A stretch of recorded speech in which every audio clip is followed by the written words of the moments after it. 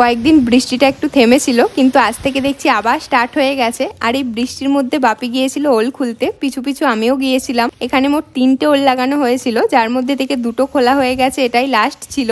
ওল খুলতে এসে দেখো আমি একটা তালও কুড়িয়েছি। ওলটার মধ্যে অনেকটাই কাদা ছিল, যার জন্য এখানে বৃষ্টির জমানো জলেই ওলটাকে একটু ধুয়ে নেওয়া হয়েছে। তারপর বাড়িতে ফিরে আমি চলে গিয়েছিলাম শ্যাম্পু করতে। কয়েকদিন থেকে আমার খুবই বেশি পরিমাণে হেয়ার ফল হচ্ছিল, তারপর থেকে আমি ব্যবহার করা স্টার্ট করেছিলাম অ্যালপস গুডনেসের অ্যান্টি হেয়ার ফল শ্যাম্পু। এটা ব্যবহার করার পর দেখো ধীরে ধীরে আমার হেয়ার ফল একেবারেই কমে গেছে। এটা ব্যবহার করার আগে আমি এর সাথে ডাইলিউট করি অ্যালপস গুডনেসের ফেরমেন্টেড রাইস ওয়াটার। এটা খুবই মাইল্ড, কারণ এর মধ্যে কোনো রাসায়নিক পদার্থ নেই। এর মধ্যে রয়েছে কোকোনাট বেসড ক্লিনজিং এজেন্ট, যেটা আমাদের চুলের ন্যাচারাল অয়েলকে নষ্ট করে না।